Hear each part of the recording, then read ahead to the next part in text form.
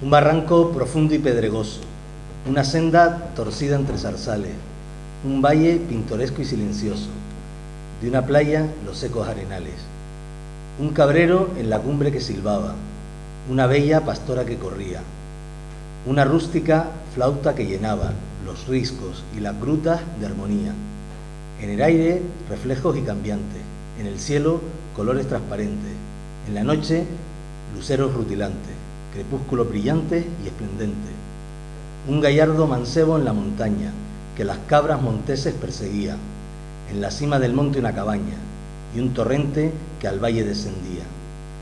Tales fueron los goces fugitivos de 100 generaciones ignoradas, estos fueron los cuadros primitivos de las risueñas islas fortunadas. La patria es una peña, la patria es una roca, la patria es una fuente, la patria es una senda y una choza. Mi patria no es el mundo, mi patria no es Europa, mi patria es de un almendro, la dulce, fresca, inolvidable sombra. Arratsalde-on guztioi, pues he cometido la osadía de iniciar la presentación de la charla de hoy con unos versos del poeta canario Nicolás Estebanes, extraído de su poema que lleva por el título Canarias, y escrito a finales del siglo XIX. Desvincular la lucha por la soberanía plena del pueblo canario es faltar a la verdad histórica si desvinculamos a la izquierda de ella, y faltar al objetivo del padre de la nación canaria contemporánea, Secundino Delgado, una persona que tuvo fuertes vínculos con las organizaciones de izquierda y anarquistas de su época. Por ello, desvincular el soberanismo canario de la izquierda es desvincularlo de nuestra realidad histórica como pueblo y dejar de ser soberanismo canario. El objetivo de estas charlas es publicitar en Euskal Herria a la gran desconocida de las luchas de liberación populares dentro del Estado español, la lucha por la descolonización, la independencia y la liberación social del archipiélago canario y su pueblo. Con este objetivo, desde Alternativa, hemos decidido invitar a quienes creemos son las dos formaciones o las dos organizaciones que defienden más clara y abiertamente el soberanismo de izquierda en las Islas Canarias. Soberanistas de Izquierdas y Unidad del Pueblo. Soberanistas de Izquierdas es una organización de reciente creación, se define como una corriente cultural, social y política de las Islas Canarias que defiende el soberanismo canario desde una óptica de izquierda anticapitalista. Unidad del Pueblo, por su parte, nace en 1998. Es un partido político que se define como una organización de trabajadoras y trabajadores canarios que luchan por la descolonización y por una Canarias libre y socialista. En definitiva, por la consecución de un Estado canario socialista. Como ha dicho Alba, nuestros ponentes de hoy son Hugo Saavedra, de Soberanistas de Izquierda, y Vicente Quintana, de Unidad del Pueblo. Estaba previsto que el primer bloque de la charla lo realizara Xema, pero por cuestiones de cuadrar la agenda de su trabajo con los vuelos ha sido imposible que esté hoy. Sin embargo, sí podrá estar mañana en la charla que haremos en Gasteiz. Por su parte, Hugo Saavedra es miembro de Soberanistas de Izquierda y cofundador de la misma organización. Hugo es sociólogo. A finales de los años 90 ingresó en la Organización Juvenil de Izquierda Independentista Canaria, Asaruj, de la que llegó a formar parte de la Coordinadora Nacional. Ha participado en el Sindicato de Estudiantes Canarios, fue un destacado activista en la paralización del puerto de Granadilla en Tenerife. En 2005 ingresa en Alternativa Popular Canaria, de la que fue miembro de la Ejecutiva Nacional. También, además, participó en la fundación de Alternativa Sí se Puede por Tenerife. Por su parte, Vicente Quintana es secretario general de Unidad del Pueblo. Aunque no le gusta que lo diga, es un histórico dirigente de la izquierda independentista canaria. No le gusta que lo diga porque dice que le hago muy mayor. Él prefiere decir que es un veterano en esta lucha. Comienza su militancia y actividad política a finales de 1966. Ha sido miembro de las células comunistas canarias que protagonizaron la creación de Pueblo Canario Unido y posteriormente la formación de la coalición Unión del Pueblo Canario. Con Unión del Pueblo Canario consiguieron ser la fuerza más votada en la isla de Gran Canaria, conquistando la alcaldía de Las Palmas, que es la ciudad más poblada del archipiélago canario, y sentando al primer diputado nacionalista canario en el Congreso de los Diputados de la Metrópoli, en Madrid, al también histórico y lamentablemente fallecido Fernando Sagaceta Cabrera. El título de su intervención será desde la UPC al Frente Amplio. A los dos, gracias por aceptar nuestra invitación y por estar aquí. Cuando quieras, Hugo. Cómo no, agradecer a Alternativa la consideración que ha tenido hacia Canarias, ¿no? Y hacia nosotros, como en este caso nos ha tocado como representantes, ¿no? De dos organizaciones soberanistas y socialistas, ¿no? Y de izquierda revolucionaria del archipiélago canario. Hay que darle gracias especialmente también al camarada Carmelo, que es un filtrado canario que tenemos por aquí también, y que el hombre la verdad que se lo ha trabajado y bueno, estamos muy agradecidos y bueno, queremos antes que nada pues corresponder, ¿no?, a esta invitación, invitándole también a Alternativa que cuando quiera pues se traslade para Canarias y bueno, y conozcan un poco en primera persona lo mismo que le vamos a intentar contar aquí, ¿no? Vamos a intentar hacer una radiografía breve porque tampoco disponemos de mucho tiempo de lo que ha sido la historia de Canarias vinculada a la lucha, ¿no? Más que la historia canaria, nosotros venimos aquí como representantes políticos, no vamos a darle una clase magistral de historia, ¿no? Pero sí vamos a darle pinceladas que consideramos que son fundamentales para entender el momento político y la evolución, ¿no?, que ha tenido Canarias en relación pues, con cuestiones como los modos de producción que hemos tenido o el tipo de sociedad colonial, ¿no?, que se ha desarrollado a lo largo de siglos. Para situarnos en perspectiva, es ineludible nombrar el proceso de conquista y colonización del archipiélago canario, ¿no?, que supone un hecho que, bueno, es un punto de inflexión, ¿no?, en nuestra historia, que cambió pues muchísimas cosas, ¿no? Hay que decir que esta se desarrolla en tres etapas, en la cual participa los normandos, los portugueses, los franceses y los españoles, ¿no? Diferentes, me voy a enrollar ahora contándoles todos los episodios de la conquista, pero sí podríamos decir que empezó sobre 1402 y duró casi un siglo lo que es la conquista del archipiélago canario. Para que nos hagamos una idea, a modo de comparación, México, por ejemplo, entero se conquistó en 15 meses. Claro, Canarias sirvió de laboratorio también porque justo coincidió que bueno, Canarias se conocía de mucho más atrás, ¿no? Y de la época de los griegos y de la mitología, la Atlántida se ubicaba por Canarias, entonces siempre iban para allá, pues primero mercenarios, vikingos, eran famosos los curas mallorquines que iban mucho a evangelizar y tal, ¿no? Trata de esclavos, robo de ganado. Entonces, claro, el proceso de conquista y colonización definitiva se da eso, ¿no? A lo largo de ese siglo, primero se comienza en Lanzarote, Fuerteventura y, bueno, así poco a poco las islas, ¿no? Y las islas que más resistencia pusieron fueron Gran Canaria, que el nombre de Gran Canaria viene de ahí, de la gran resistencia que le pusieron los canarios y tal, y de ahí viene el nombre. Tenerife, que Tenerife además fue dividida, ¿no?, inteligentemente por las fuerzas castellanas. Existían dos bandos, los bandos de paz y los bandos de guerra. Los bandos de paz son aquellos sectores, digamos, porque cada isla estaba dividida en guanartematos o en mencellatos, ¿no? Guanartematos en Gran Canaria, que habían dos, Galdari y Areucas, y en Tenerife habían varios. Y entonces, claro, unos bandos pues sí pactaron con los castellanos, otros no, otros pues se enfrentaron, ¿no? Y bueno, aquí pues la conquista fue muy dura y forma parte incluso de nuestra historia, pero también en el sentido nuestra mitología y nuestras leyendas, si hay algo, por ejemplo, que une a los canarios, ¿no?, es el pasado aborigen, esa historia de la conquista, es algo que sí nos une, ¿no?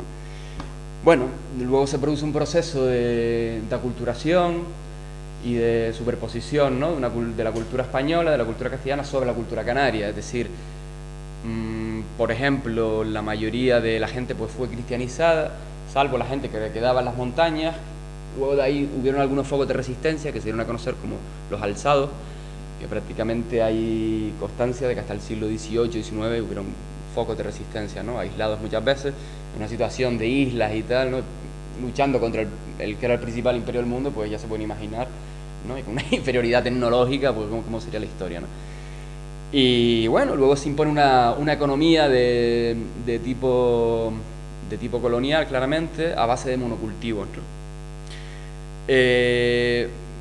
Varios monocultivos, está el tema de la cochinilla, por ejemplo, ¿no?, cuando las indias quedaban más lejos y los tintes y las especias eran demandados en los mercados europeos, cobra un papel importante.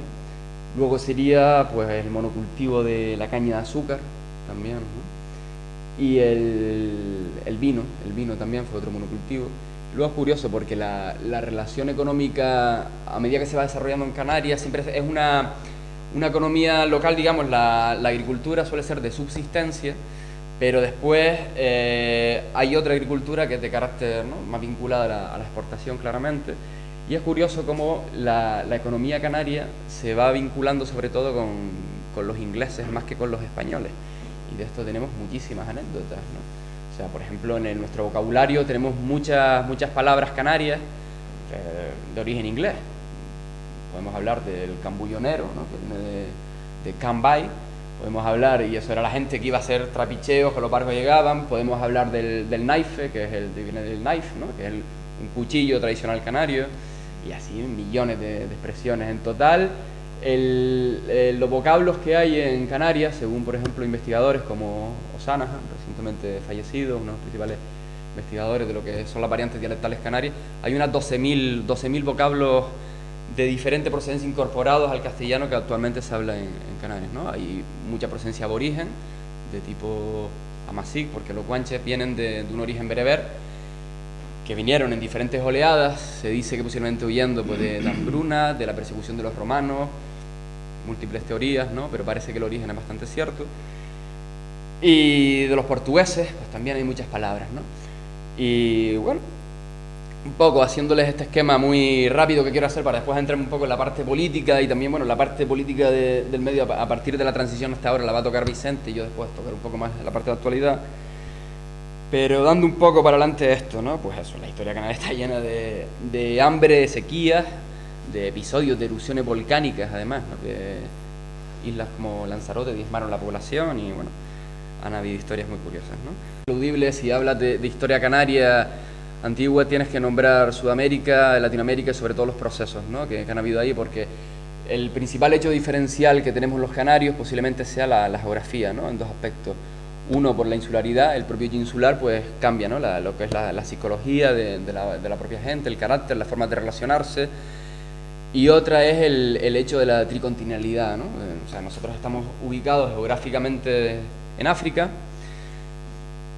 Hay una frase que dice, nosotros somos africanos por la situación, latinoamericanos por el corazón y europeos por obligación, ¿no? O sea, un poco refleja la situación geoestratégica que tiene Canarias y que a lo largo de, por ejemplo, pues explica esto, ¿no? Cuando los ingleses eran los reyes y los amos de los mares, pues es evidente, ¿no? Un territorio como Canarias era apetecido por los ingleses. De hecho, bueno, ahora mismo, por ejemplo, la principal compañía eléctrica de Canarias sigue siendo Unelco, United Electric Company, que luego fue pues absorbida por Endesa, y así tenemos 20.000 historias, ¿no? La CICER es Compañía Insular Colonial, por ejemplo, ¿no? O sea, ahí ya no se cortan un pelo, ¿no? Estas son las palabras y los conceptos.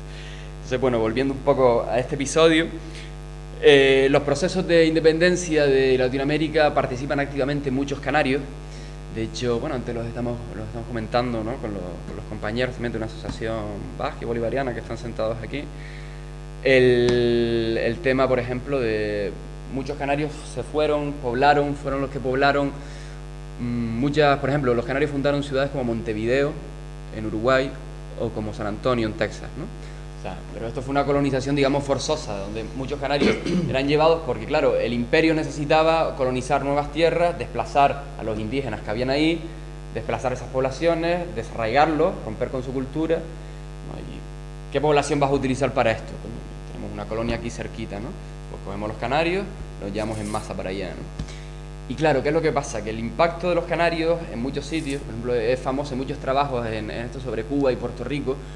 Puerto Rico es un caso muy, muy curioso, ¿no? Y además hay estudios en ese sentido, ¿no? Hay muchísima influencia canaria. Posiblemente el pueblo que más ha influido, o uno de los pueblos que más ha influido en la cultura de Puerto Rico es el canario, ¿no? Y en Cuba igual, en la gastronomía, en las palabras, en muchísimas cosas.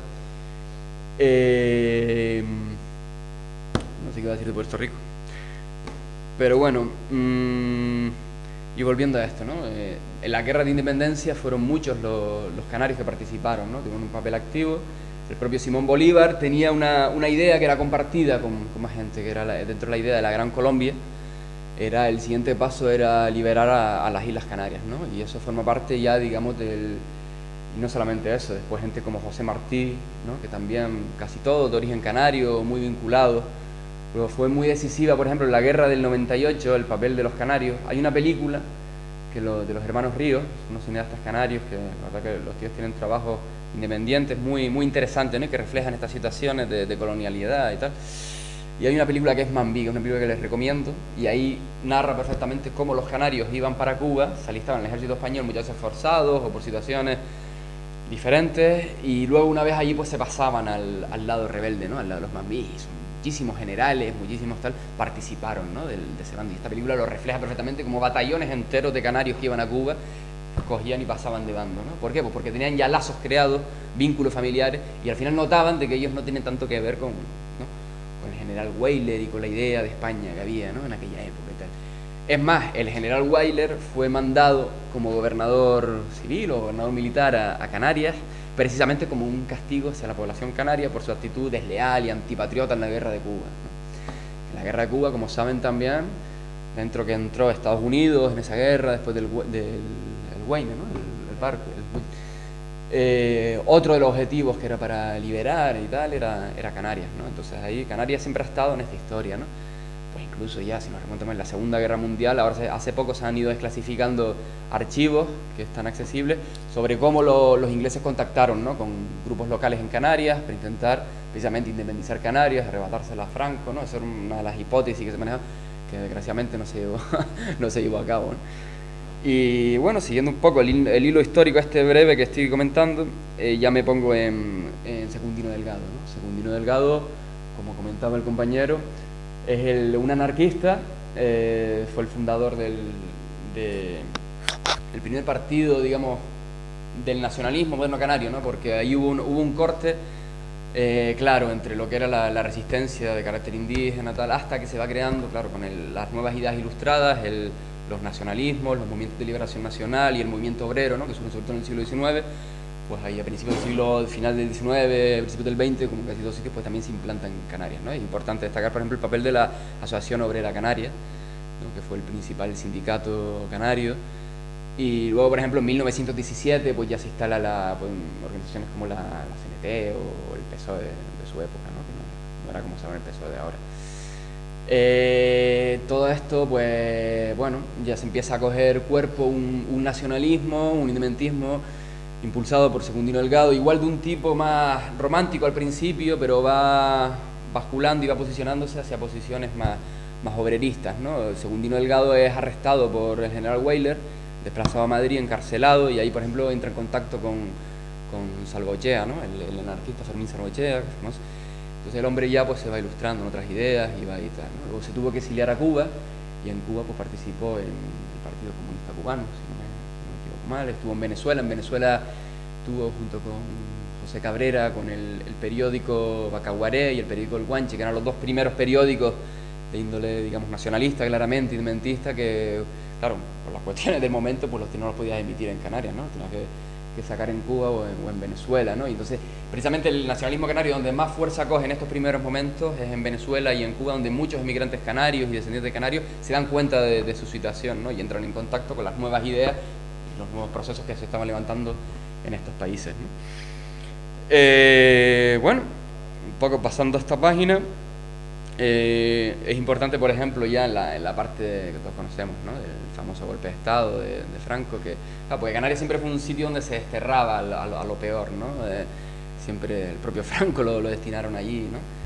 Unamuno es otro ejemplo, ¿no? Otro tío que desplazaron por allá, sí, y mucha gente ahí. Y bueno, allí, por ejemplo, podemos destacar de que ahí el Partido Comunista Canario juega un papel importante, ¿no? Porque Canarias fundamentalmente, más que industrial, es agrícola en ese momento. Entonces la CNT, por ejemplo, sí coge fuerza en Tenerife, se hablan de bastantes miles de afiliados, hay un potencial interesante. Y el Partido Comunista Canario, en islas como La Palma, coge bastante fuerza, entonces, y en La Gomera. Ahí surgen dos líderes que son dignos de estudiar y que forman parte también, junto con Secundino Delgado, digamos, son parte de nuestros históricos dirigentes, ¿no? Como son Guillermo Ascanio y José Miguel Pérez, que además tienen una posición claramente favorable a la descolonización de Canarias, ¿no? En un planteamiento revolucionario que choca frontalmente con la dirección del PC en Madrid, ¿no? Entonces ahí ya se ve uno de los... Claro, esto lleva, por ejemplo, a que si en el Estado se configura lo que se llamó el Frente Popular, en Canarias hubo otra historia que se llamó el Frente Unido Revolucionario, ¿no? Que eran las organizaciones, la CNT, el Partido Comunista, o sea, todas las organizaciones obreras del momento, y que sí estaban por un proceso de autodeterminación y de independencia, porque entendían, ¿no?, que Canarias era una colonia, y bueno, y eso chocó, ¿no?, con la postura centralista de estas organizaciones obreras, ¿no?, que eran de Madrid, ¿no?, con implantación estatal y de Madrid.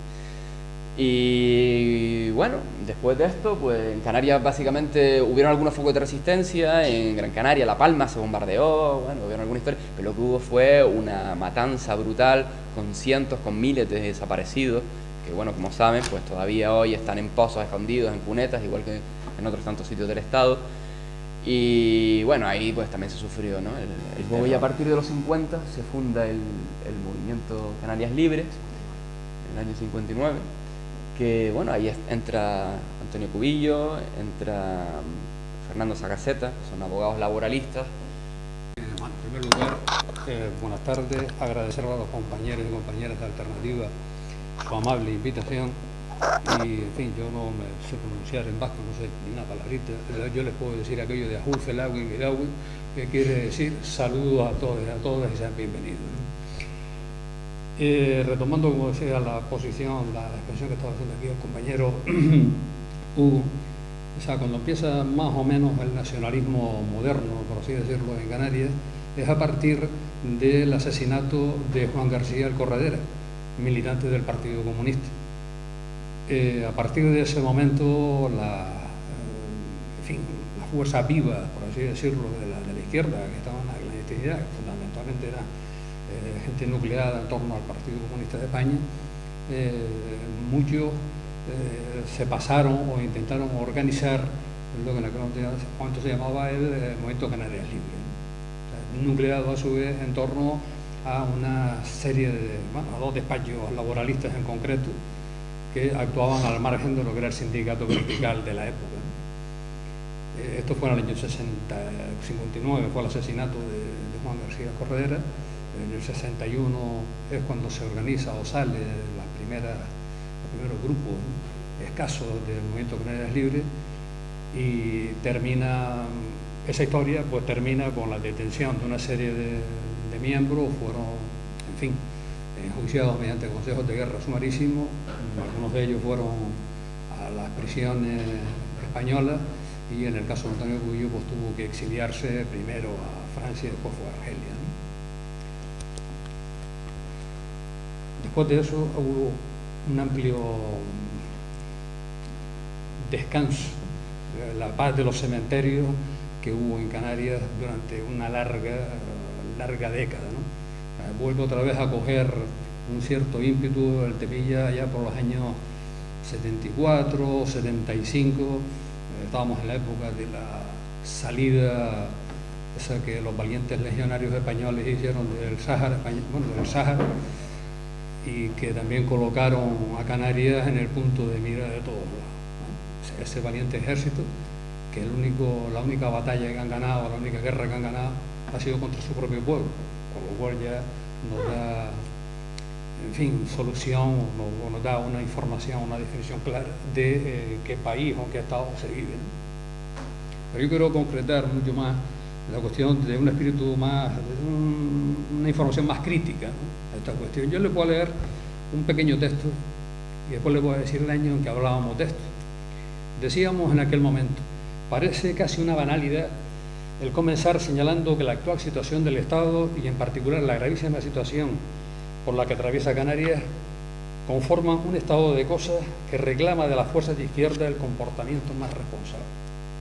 Los actuales indicadores políticos, económicos, sociales y sobre todo el afán del imperialismo por consolidar sus posiciones en Canarias y transformarlas de la generosa mano de UCD, han oído claro, ¿no?, de la generosa mano de UCD, en plaza fuerte de su agresiva estrategia, nos persuaden de que no incurrimos en exageraciones catastrofistas al subrayar que hemos entrado en una de las curvas más peligrosas de nuestra historia. La gravedad de la situación, decíamos en aquel momento, manda y manda muchísimas cosas. De entre ellas, conviene resaltar por el momento la más importante: la necesidad de un elevado esfuerzo unitario por parte de las formaciones y corrientes políticas consecuentemente de izquierda. Hablábamos en aquel momento de que era tiempo de conjurar vicios sectarios, el subjetivismo que había en aquel momento, etcétera, etcétera. Mire, esto lo decíamos en febrero de 1977, hace 36 años. Hoy ustedes pensarán y dicen, bueno, después de esa cuestión, en Canarias debe haber un movimiento libertario, por así decirlo, de liberación importante. Pues no. Es decir, la etapa histórica del nacionalismo, en fin, así a grandes rasgos, ¿no?, que podríamos tratar, o sea, abarca desde el año 1975 hasta la actualidad, más o menos. Y el hilo conductor de todas ellas es que ha puesto en práctica distintas formas de acumulación de fuerza. Pero sobre todo ha tenido una cuestión que es fundamental, ¿no?, y que es una de las cosas que, al menos desde mi perspectiva personal, es lo que ha hecho muchas veces fracasar cualquier intento unitario hoy por hoy en Canarias, ¿no?, que es que a veces las concepciones unitarias se han visto enfrentadas antagónicamente, hasta librar batallas entre las mismas posiciones que iban dirigidas única y exclusivamente a la anulación completa de la otra opción. O sea, usted dirá, es de loco, pues mire, sí, es de loco. De auténtico. En ese momento, el eje que determinaba el lugar de la trinchera era el problema de la lucha armada. Los que se oponían, los que la apoyaban y los que se abstenían.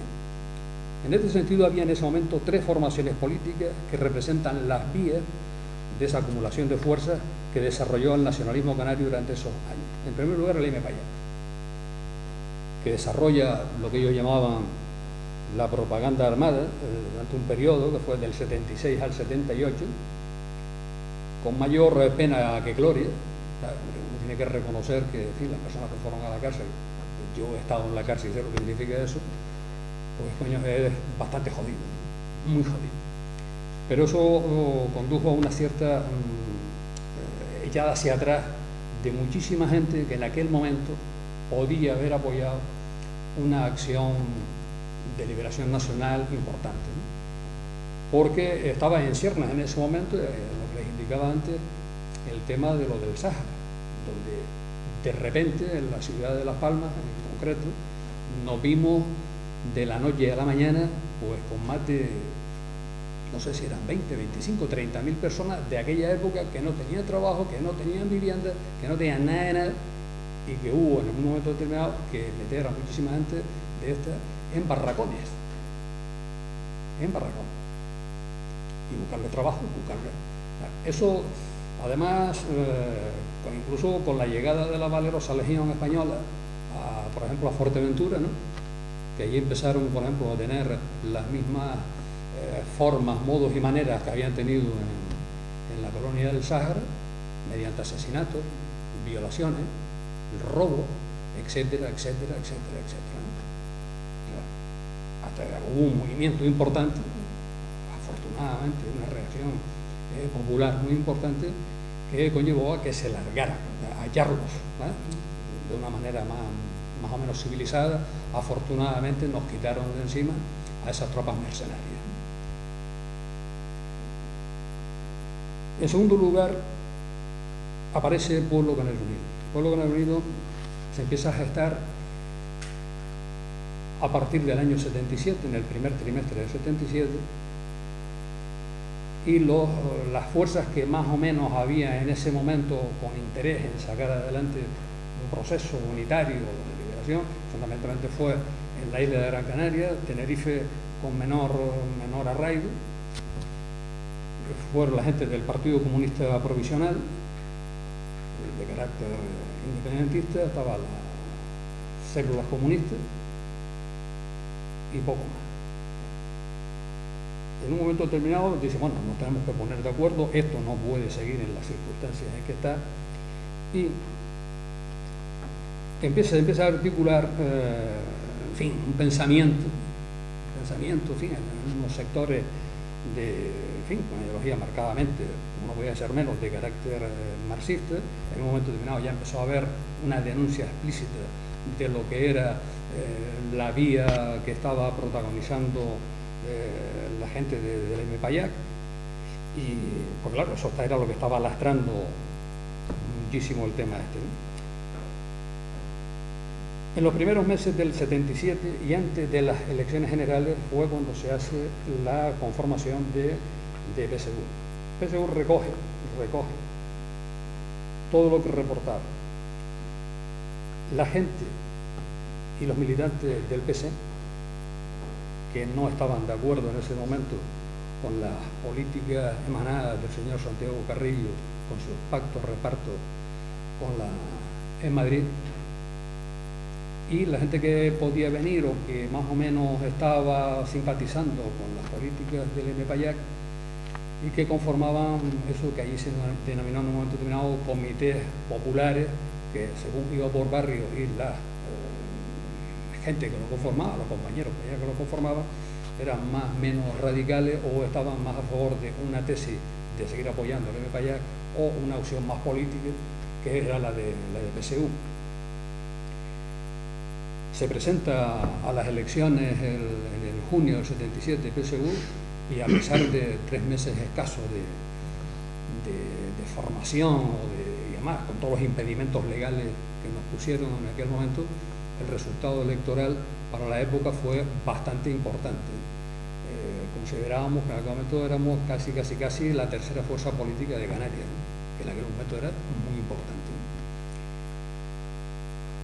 Lógicamente no se consiguió ningún tipo de representación política, ¿no? Se introduce luego otra dinámica de decir, bueno, hay que abrir el abanico de lo que es PSU,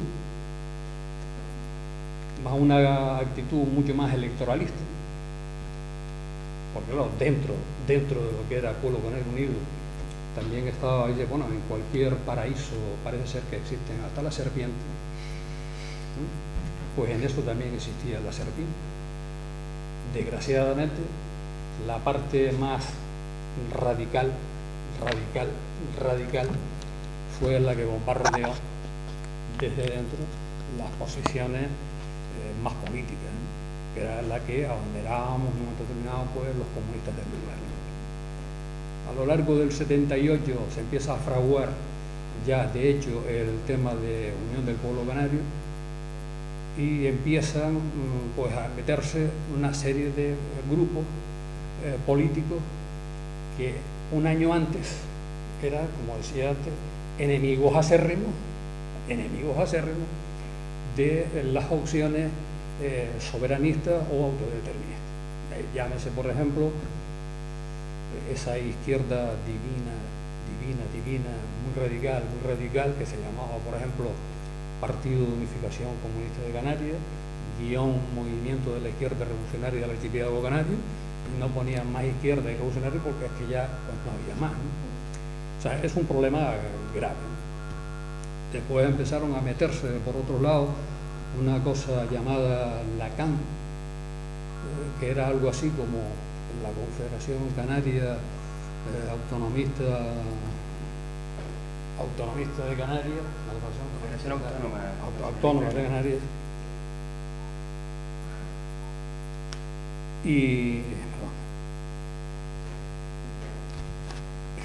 era gente, esto era un grupo bastante notable, o al menos desaparecido, bastante notable en Tenerife. Su concepción ideológica venía de la Acción Católica, o sea, de la Hermandad Obrera de la Acción Católica, de la adoración nocturna y todas esas cosas auspiciadas por la Iglesia, ¿no? Por la Iglesia del momento. Ni siquiera eran fuerzas que tuvieran, que les gustaba el derecho de autodeterminación, como mínimo. Se metieron al calor, al rebufo, por así decirlo, de las expectativas electorales que sí tenía la Unión del Pueblo Canario. Como así sucedió en el año 79, se presentan las elecciones, no solo sale un diputado nacional, salen de consejeros en los cabildos de Lanzarote, de Tenerife, de Gran Canaria, se conquista la alcaldía de la ciudad más importante de Canarias, que es la de la ciudad de Las Palmas. Bueno, pues después se tuvo que gobernar con el PSOE y después fue dinamitada esa alcaldía, como decía antes, por las serpientes que siempre hay en el paraíso. Una simple cuestión de anécdota, ¿no? Es decir, cuando el ayuntamiento estaba propiciando el rescate del transporte público de la ciudad, o sea, las guaguas municipales, pues había 2 o 3 concejales, que fueron estos del Mirac, que estaban auspiciando una huelga general en contra de la municipalización de la guagua. O sea, cosas de locos, cosas de auténticamente locos, ¿no? Lógicamente, el tema del año 79, fue por eso las grandes expectativas que había electorales, movió a una serie de gente a meterse ahí de forma muy oportunista. También hay que decirlo todo, ¿no? Hay que decirlo todo. También los comunistas tuvimos una gravísima responsabilidad en todo esto, porque en aquel momento pensábamos más en un rédito más electoral que político y organizativo. Me parece decir, bueno, aquí vamos a sacar tantos votos, tantos diputados, tantos de estos, lo otro es lo de menos, sin darnos cuenta de que esas historias pululaban por el interno, o sea, por el interior de la coalición UPC.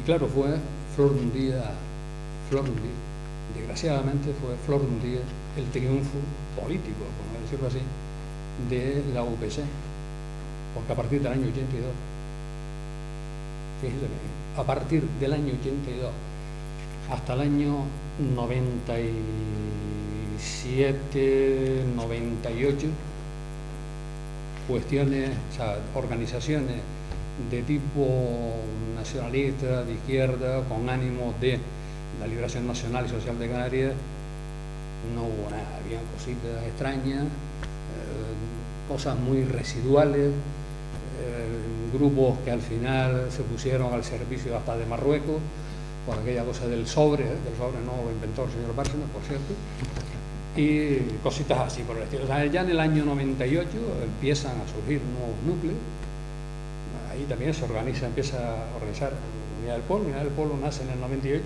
en un barrio muy chiquitito del municipio de Santa Lucía de Tirajana, de Sardinas del Sur, y empezó con esa vocación, una vocación municipalista, tranquila, decimos, bueno, a ver cómo arreglamos aquí la farola, ¿verdad? Ahí empiezan después, claro, a meterse gente ya con una mayor conciencia política, aunque tengo que decir que la gente que fundó la Unidad del Pueblo sigue hoy con una evolución política e ideológica digna de mejor encono, porque han aguantado un tirón importante. Yo en Unidad del Pueblo entré mucho más tarde, allá en el 2004, por ahí. Hay una serie de grupos, como ahora el Movimiento de Defensa de la Tierra de Lanzarote, otros grupos por la zona de Gomera o por la zona de Tenerife. Entonces, pues en fin, hubo unas reuniones ahí, eso me lo han contado los que estuvieron, y conforman una cosa que se llamaba Alternativa Popular Canaria. Como la gente de UP siempre nos han dicho que tenemos un poco con el colmillo retorcido, ¿no? Lo que pasa es que vemos un poquillo más allá. Cuando nos dijeron aquella cosa, mire, ustedes disuélvanse, entren para acá, nosotros dijimos, no, obviamos el tema, pero no nos disolvemos, ¿no? O sea, es una cosa, una losa que siempre llevamos arriba porque no nos quieren, porque no hemos entrado en esa dinámica de las APC, esas cosas extrañas que habían ahí, del todo vale, el sentarse, por ejemplo, con Pepito Rodríguez, ¿no? Por ejemplo, hablar de la unidad de los independentistas de Canarias, o sea, cosas estrambóticas, ¿no? Y lógicamente al final yo creo que la historia en ese aspecto nos ha dado hasta la razón, cuando nosotros decíamos de que eso de las APC no iba a terminar bien, y efectivamente no terminó nada bien. Eso ahí no terminamos, pues se dividieron 2 cachitos, una cosa se llama ahora Alternativa por Tenerife si se puede, y la otra es ANICE, ¿no? Yo con el respeto que le puedo tener a los dos, que es muchísimo, hay una, que no se define ni es blanco, ni es negro, ni es colorado, en función del barrio en que esté, puede ser de izquierda, puede ser de centro, puede ser de derecha, o puede ser lo que ustedes quieran. La imaginación es libre. Lo que afortunadamente están surgiendo nuevos núcleos, aquí los compañeros de Soberanista de Izquierda, que apuestan decididamente, ¿no?, por un proceso serio. Nosotros, desde nuestro punto de vista, pensamos de que la liberación de Canarias o va aparejada, ¿no?, al tema social, o sea, porque en Canarias la independencia y el socialismo van juntos, no puede ir por separado, porque entonces estaríamos exactamente hablando, dentro de 30 años, este mismo discurso, estaríamos hablando. O sea, porque vamos, esa cosilla que hay en Canarias, ¿no?, que se dice, no, si es canario es bueno. No, mire, no. Un detalle, por ejemplo, que es digno de resaltar, entonces la historia es la etapa romántica del nacionalismo canario, ¿no?, donde se veía o estaba esa cosa un poco así lúdica del juego pastoril, de hallarse algunas flores o juegos florales y cosas por el estilo. Cuando la guerra de la independencia, o sea, hace unos cuantos años, se constituye en La Laguna una cosa que se llamaba la Junta Suprema. Ahí empezó más o menos lo que se llama el pleito interinsular, porque en Gran Canaria crearon otra. Los próceres de la patria, aquello de la Junta Suprema de La Laguna, no tuvieron una mejor intención que mandar un velero bergantín con 200.000 ducados de oro de la época, que debía ser una pasta importante hoy, para mandárselas al reino inglés, a mandárselas a Gran Bretaña, a decirle, mire usted, su graciosa majestad, nosotros les damos 200.000 ducados de oro si usted nos acoge en su seno, eso sigue siendo nosotros independientes. Yo creo que lo más importante que hubo en aquella época fue una hermosa tempestad que al parecer mandó proa al marisco al velero bergantín con los 200.000 maravedíes. O sea, eso nos da la idea de cómo las burguesías criollas de aquella época y las de hoy, tienen el mismo hilo conductor, que es, tú me salvas mi cuenta de resultados, ahora hablando más moderno, que yo no tengo ningún problema. Firmamos el pacto colonial, como ustedes quieren.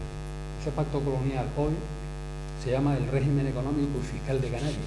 Pero miren, ustedes saben cuándo se firmó ese pacto, entre otros, porque bueno, hubo desde el pacto de Calatayud, cuando fue la conquista, no, en términos prácticamente de la conquista de Gran Canaria, pero se firma estando todavía la conquista de Tenerife pendiente de hacer. Entonces uno de los guanartemes de la época firmó el tema.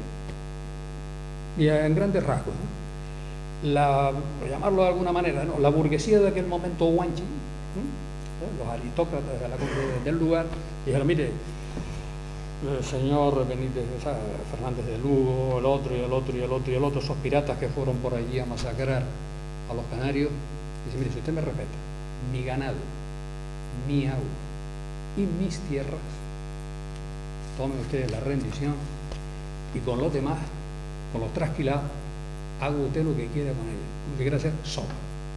Y evidentemente, los tomaron como esclavos. Esas ciudades que hablaba antes el compañero Hugo, y fue fundada por canarios, usted sabe cómo salieron de Canarias. Esto es una cosa que se llamó en aquel momento el impuesto de sangre, porque cada vez que nosotros queríamos sacar, no sé si eran 100 toneladas de mercancías que se producían en Canarias, tenían que salir X familias canarias. Ese era, se llamó así, el impuesto de sangre. A partir de ahí, todos los llamarlo así, los tratados o sea, los referentes coloniales que están ahí, desde el Pacto Calatayud, el impuesto de sangre, los puertos francos, donde iba mucha gente a comprar allá a Canarias porque dice que era más barato. Bueno, aquello servía para que la burguesía importadora, la burguesía comercial de Canarias, sin ya. Pues mire usted, el régimen económico y fiscal de Canarias se empieza a discutir en España, estando vivo y coleando el señor Franco Bahamonde. Estamos hablando de los años 68, 69, 70, y entra en vigor, creo que fue en el 71 y 72. Ya me dirán ustedes, o sea, ese pacto colonial fue entre el fascismo franquista y lo mejor de la burguesía criolla canaria, ¿no? O sea, los representantes de la burguesía, de forma allí de decir, mire, don Francisco, vamos a firmar esto para que allí no haya una efervescencia independentista, porque la cosa se puede poner cruda, ¿no? Sigue todo el correlato. Lógicamente, ya en tiempos más modernos, empieza esa, en fin, la incorporación de Canarias a lo que es el tema de la Unión Europea. Con todo podemos tener ahí opiniones más o menos diversas, pero vuelve a ganar la opción más perjudicial para Canarias, porque los lobbies de los importadores fueron los que impusieron el modelo de incorporación de Canarias al tema de la Unión Europea. Hay nuevas modificaciones del pacto colonial. En el año 94, yo lo voy a explicar, porque esto es importante, porque incluso muchas de las fuerzas nacionalistas de la izquierda no le quisieron dar en su momento la importancia que tiene.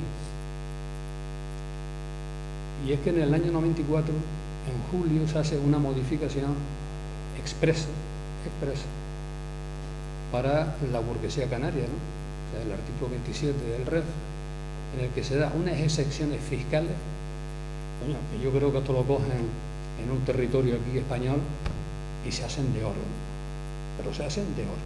Esto se llama allí la reserva de inversiones para Canarias, ¿no?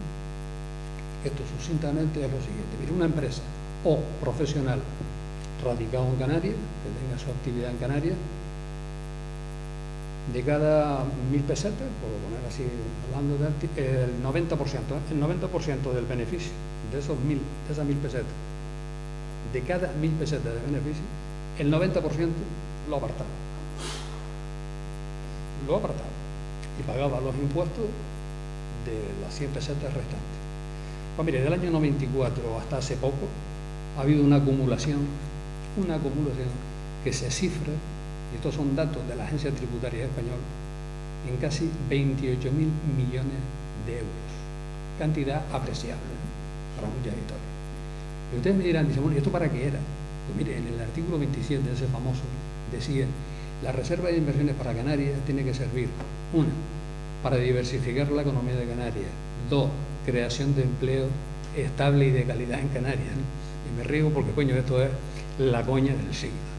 Resulta que ni hemos diversificado la economía de Canarias, más allá de que ya sabemos hacer, o ya saben hacer los constructores, no solo chalecitos de una planta, sino duplex, triplex, villas, grandes complejos de no se sabe qué, etcétera, etcétera.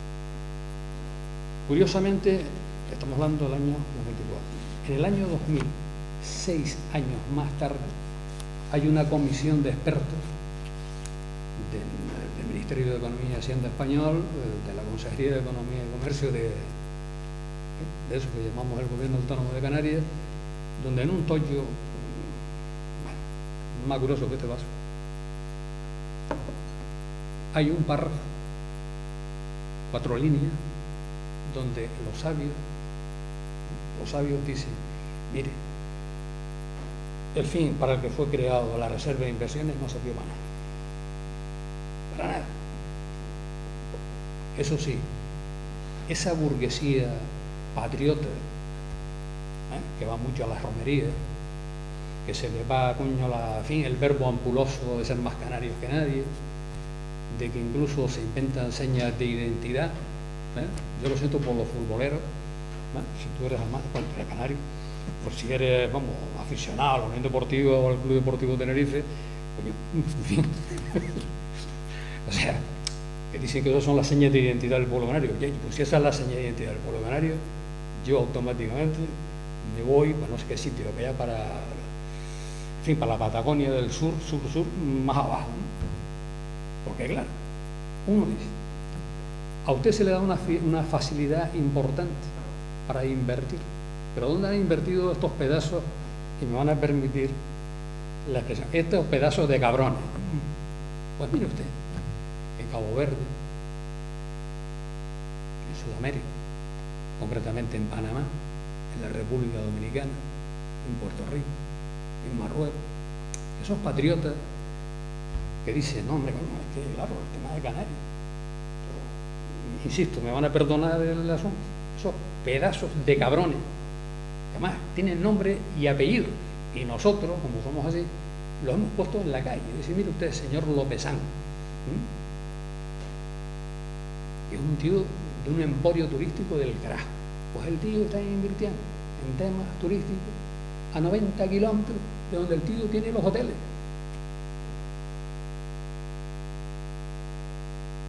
Pasó igual con el tema del tomate. O sea, los bonitas, toda esta gentuza, cuando ya se empezaron a ganar batallas importantes, pues empezaron a invertir en Almería.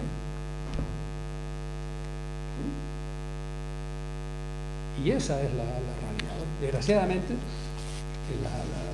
la izquierda canaria no llegó tarde a entender, desde mi punto de vista llegó tarde a entender este fenómeno. Nosotros nos vimos solos durante muchos años en la lucha contra la reserva, la inversión de Canarias.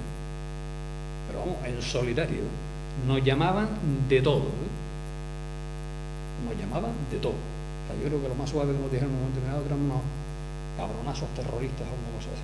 Porque estábamos socavando la unidad de Canarias, socavando el bienestar de Canarias. Yo recuerdo en un tema de esto aquí en televisión, en la cosita, decía, mire, pues el bienestar de Canarias, en aquel momento estábamos hablando de casi 200.000 parados registrados, los que tenían el carnet, o sea, los patas negras del paro.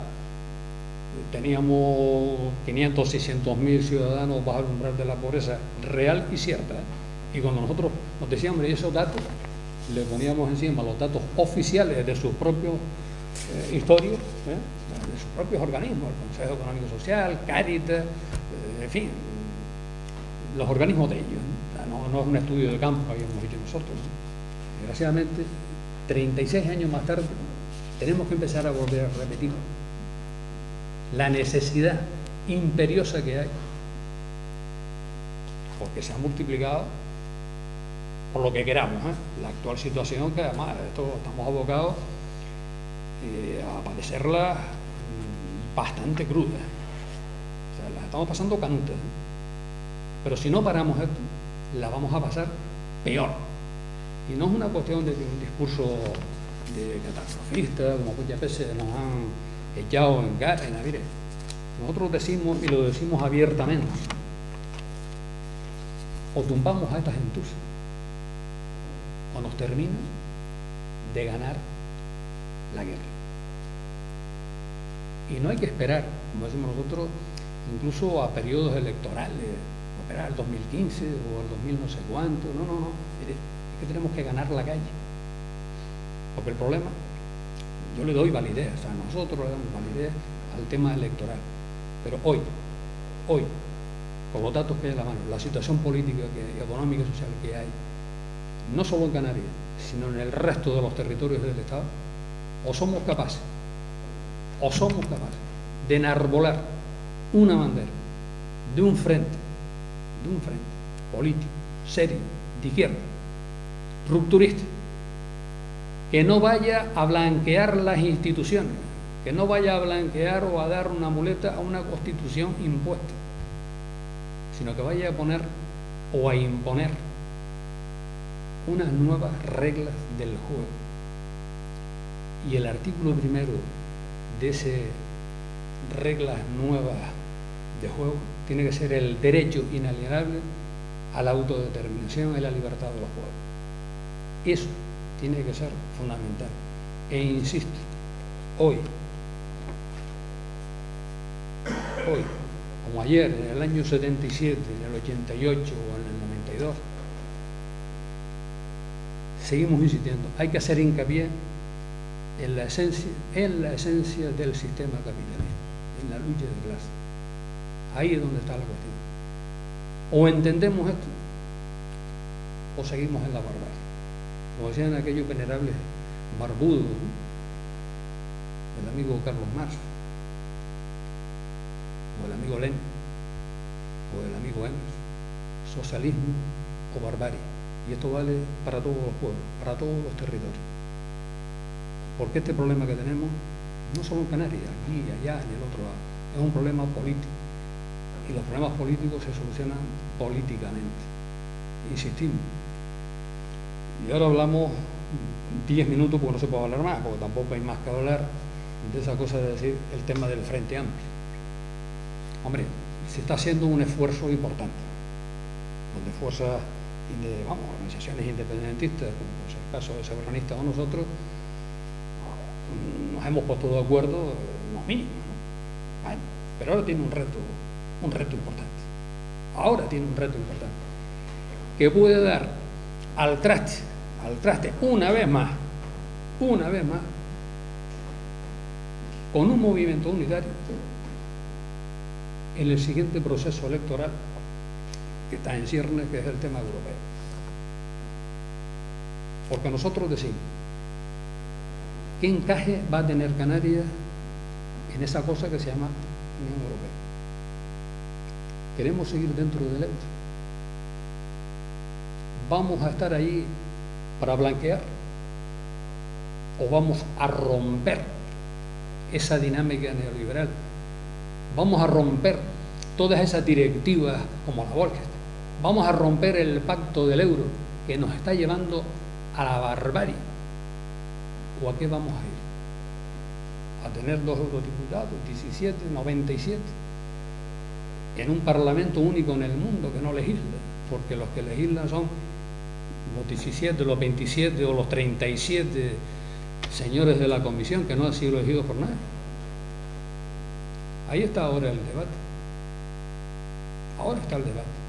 A ver si estamos a la altura de las circunstancias, no solo Unidad del Pueblo, sino el resto de las organizaciones que están ahí. Y sabemos darle un poquito de esperanza a un pueblo que ya está harto de ver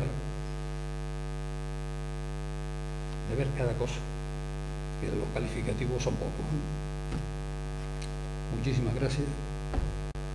Y en fin, si estamos abiertos a cualquier pregunta que ustedes amablemente quieran hacer, eso sí, como es viernes, preguntas facilitadas.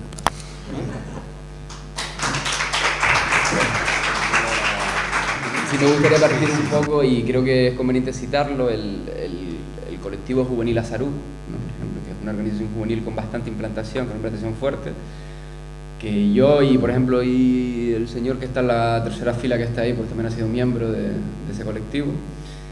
Y bueno, es un proceso que, contextualizándolo en esto, ¿no? O sea, si el nacionalismo canario, un poco con la ruptura de UPC, se atomizó en múltiples grupos, sí es verdad que hubo un proceso, digamos, de apoltronamiento, de blancamiento institucional, como tú dices. Sí es verdad que existió eso, y además las corrientes que tú decías, cristianas y tal, como Asamblea Canaria, ¿no? Por ejemplo, el otro día se retiraba de la alcaldía de Santa Lucía Silverio Matos, que era un alcalde de esta corriente que llevaba 30 años ahí, ¿no? O está el caso de Rocaguairo y otras opciones, que claro, para mucha gente constituye una desilusión, y ya, claro, porque cuando un proceso, digamos, por activa o por pasiva renuncia, ¿no?, a desbordar a veces los marcos institucionales, ¿no?, se acomoda, se queda en una posición, ¿no?, que en nombre a veces del apoyo vecinal y tal, ¿no?, nosotros, todo el mundo nos apoya, tenemos que donar para todo. Eso es un doble juego, ¿no? Porque si precisamente la prioridad de la izquierda canaria ahora mismo está precisamente en fortalecer anclajes sociales, en lo local, yo creo que estamos en un proceso de municipalización, y esto sí es una cuestión, por ejemplo, que para los soberanistas de izquierda es fundamental, ¿no? Nosotros nos consideramos una organización municipalista, muy de las cosas hay que construirlas desde abajo, muy asambleariamente, muy participativa. Entonces, bueno, retomando, ¿no?, al hilo histórico, Azarú es una organización que se funda precisamente en parte como reacción, ¿no?, a esos dos modelos, que era o el modelo de la renuncia o el modelo de la marginalidad, ¿no?, por llamarlo así. Porque el independentismo canario, si en la etapa de Secundino, digamos que era próximo a posiciones que podemos llamar panamericanistas, luego evoluciona justo al calor de la descolonización en el continente africano, del tema de Argelia, de los países no alineados. Entonces, en esa fiebre anticolonialista, la contradicción muy fuerte que vive la sociedad canaria, ¿verdad? Y los sectores que estaban en primera línea de lucha con las fuerzas reaccionarias del franquismo, ¿no? y del Estado español, pues sí, se generó un cóctel, digamos, de panafricanismo, de anticolonialismo, de indigenismo muy fuerte. Pero ¿qué pasó? Que eso también tenía muchas carencias, ¿no? Que Vicente las ha explicado bastante bien, ¿no? Ha metido más el dedo en la llaga en eso y sí es verdad, ¿no? O sea, con el tiempo nos hemos ido dando cuenta. ¿Qué es lo que pasa? Que, bueno, todavía hay secuelas de ese panafricanismo mal entendido, ¿no? En el sentido de que, claro, pues mira, Canarias no es ni una sociedad industrial europea, porque Canarias, el modo de producción que tenemos nosotros, a partir sobre todo de los años 70, el binomio construcción-turismo, ¿no? Con pequeñas empresas, no somos una sociedad industrial, somos una sociedad que siempre es colonial, ¿no? O postcolonial, que siempre vemos atrás. Entonces, las formas de plantear las propias relaciones es diferente, ¿no? De las relaciones políticas y sociales. Y bueno, hay gente que se quedó metida en un discurso bastante marginal, que no terminaba de conectar, ¿no? O sea, Canarias tiene una identidad, yo creo, bastante fuerte, bastante generalizada. Manuel Alemán, por ejemplo, que es un psicólogo y sociólogo también, que trabajó muy bien en todos los aspectos identitarios, él habla, ¿no? de varios tipos de identidad. Pues en Canarias sí es verdad que mejor yo creo que estos aspectos sí conviene tocarlos aquí, porque lo que más podemos aportar nosotros yo creo que es esto, ¿no? Los elementos de diferenciación interesantes que pueden haber, ¿no? No tanto a lo mejor contarles las cosas que ustedes ya saben o que son compartidas, ¿no? Pero sí, por ejemplo, ¿no? El hecho de que la identidad en Canarias no se correlacione con la política, ¿no? Que antes lo comentaba con algunos compañeros de Alternativa. Esto viene dado por muchas cuestiones, ¿no? Entre otras cosas, por ejemplo, ¿por qué Canarias es la sociedad o la comunidad autónoma, llamada comunidad autónoma del Estado, donde menos gente accede a la universidad? ¿Dónde tal? Pues, ¿por qué? Pues porque para tú trabajar levantando bloques o para hacer camas o llevar bandejas no necesitas estudios. Entonces, ¿qué es lo que pasa? Con una sociedad, por ejemplo, industrial, una sociedad avanzada de servicios, con determinadas cosas, pues sí te hace, ¿me entiendes? Demanda una sociedad pues preparada, formada. Nosotros somos un pueblo que hemos pasado de ser agricultores a limpiarle el culo a los guiris, si me permiten hablar mal y feo, ¿no? Y al final nos han convertido en eso, ¿no? En el vejestorio de Europa, pueblo servil, destinado a eso, y eso ya pues te condiciona todo, ¿no? Lo que es la propia estructura productiva. Entonces, en reacción a ese discurso marginal y a esa renuncia, pues surge, por ejemplo, el movimiento juvenil Azarú, que yo creo que, bueno, ha sufrido diferentes evoluciones de un primer momento, y creo que es un intento, y fue un intento, y es un intento de renovación, de reforma. Después de ese movimiento, yo creo que ese movimiento llegó a liderar lo que es el movimiento independentista canario. O sea, los propios jóvenes desbancaron a los dos partidos tradicionales que habían y a otros pequeños grupos que había.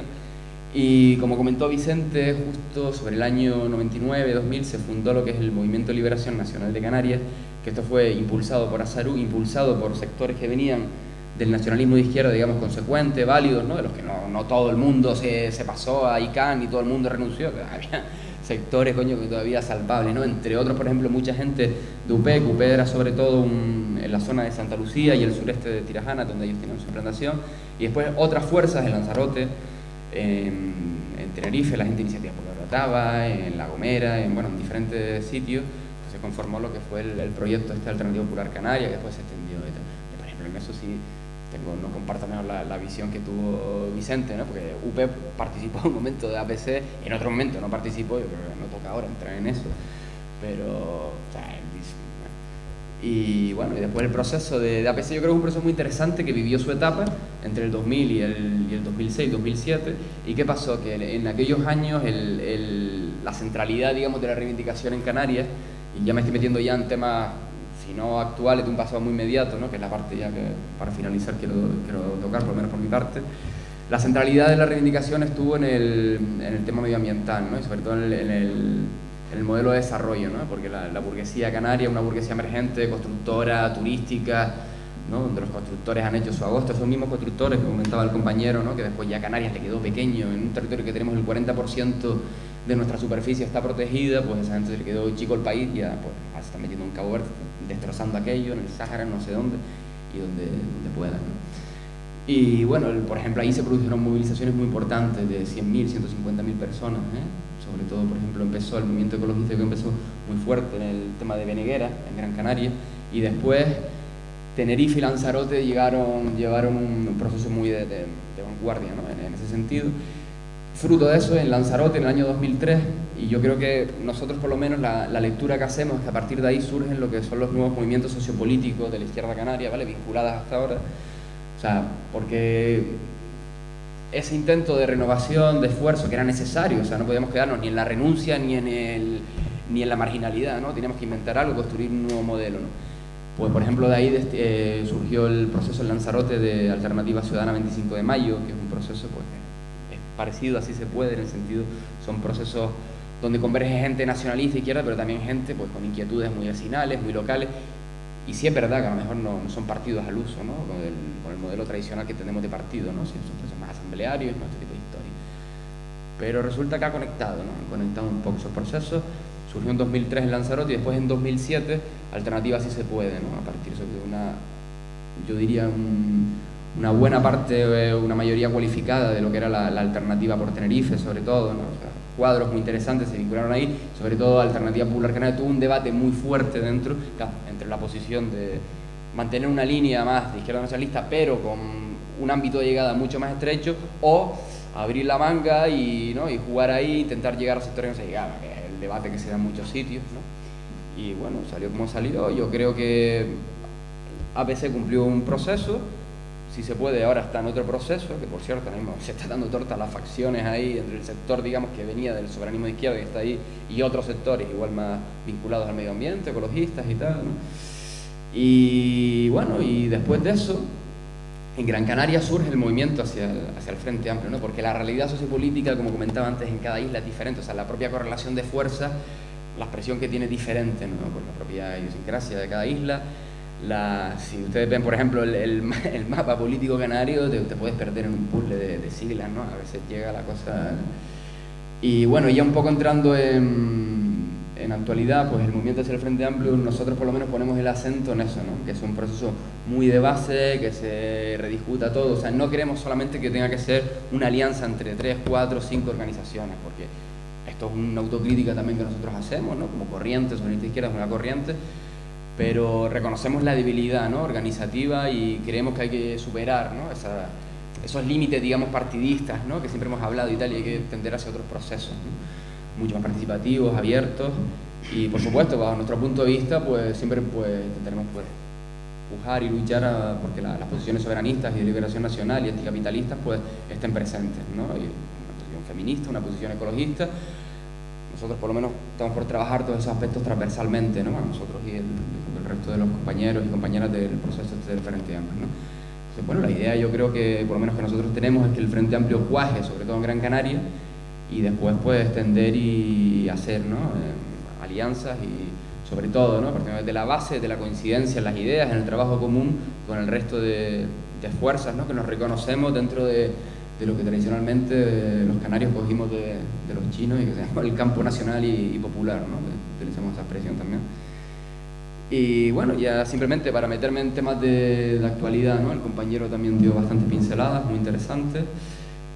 Todos han oído hablar del tema del petróleo, ¿no? Que se conecta, yo creo que es ineludible, o sea, aquí no puedo salir sin nombrar esto, porque ahora mismo es una batalla que está desempeñando los sectores populares, el movimiento social, el movimiento sociopolítico y el nacionalismo consecuente en Canarias. Y bueno, ahí hay mucho en juego, ¿no? Nos jugamos soberanía, pero también nos jugamos nuestra propia supervivencia como pueblo, en el sentido de las condiciones en las que se puede sacar ese petróleo está a más de 3.000 metros. La tecnología que hay actualmente no garantiza que eso se pueda sacar limpiamente. O sea, sin embargo, el lado de Marruecos está a unos 200, 300 metros y es diferente las condiciones, que por cierto Marruecos está haciendo prospecciones y parece que de momento no ha tenido mucha suerte. Claro, que un vertido de Marruecos nos llegaría a nosotros, ¿no? Y luego en las aguas, Canarias, por el Tratado de Jamaica, pues no tiene... es un archipiélago de estado y no es de estado, ¿no? Y no archipiélago, estado archipiélagico, me trago con el trabalengua. Claro, no tenemos derecho a unas aguas, ¿no? Que nos correspondería, ¿no? Y claro, en esas aguas internacionales se hace todo, desde vertidos nucleares, que han habido muchas historias, todo tipo de barcos peligrosos, de mercancías, el mismo Prestige, si no recuerdo mal, creo que pasó cerca de Canarias antes de tener el accidente en Galicia, ¿no? Para que se hagan una idea. Entonces, claro, nosotros no tenemos recursos sobre nuestras aguas, ¿no?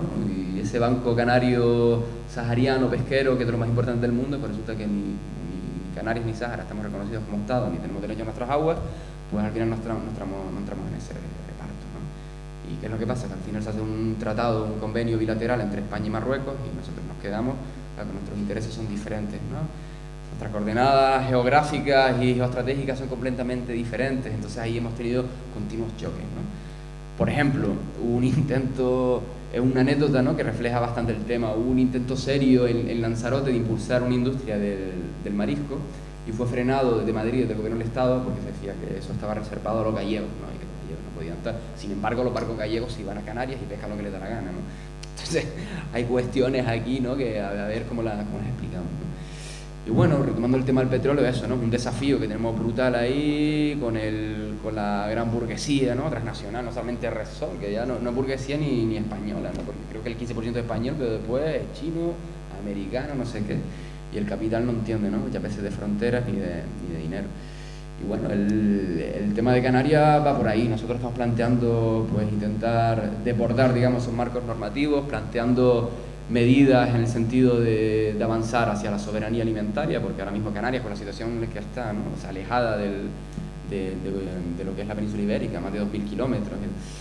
O sea, es que es absurdo, ¿no?, que prácticamente tenemos una dependencia brutal del 80 al 90%, entre otras cosas por la política agraria común, ¿no?, que se ha cargado pues toda la agricultura que había ahí. O sea, esto es un sinsentido, ¿no?, que al final las naranjas se las traen de a lo mejor de Andalucía, de allá a 2.000 metros, o el no sé qué te lo trae de no sé dónde. Es algo... Y luego, por ejemplo, el tema de las energías renovables, ¿no?, que según expertos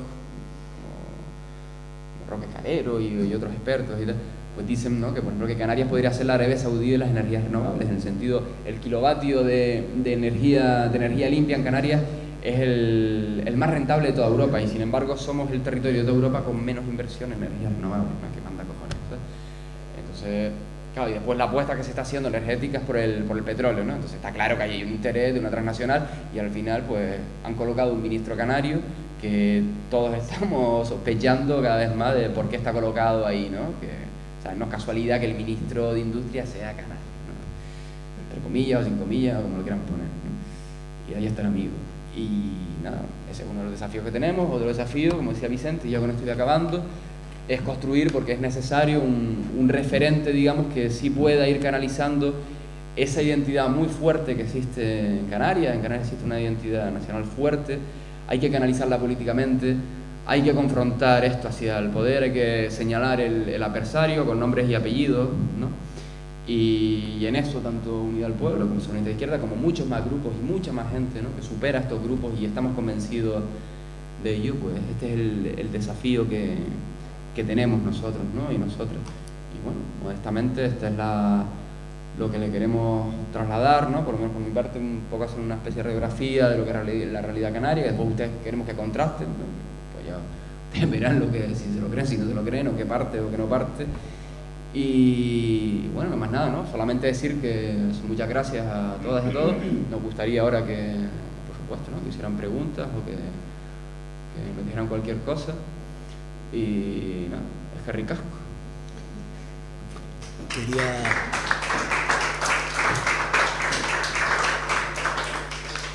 Me ha pedido Vicente turno de palabra porque quiere hacer alguna aportación sobre el tema de las aguas territoriales canarias, así que le cedo la palabra.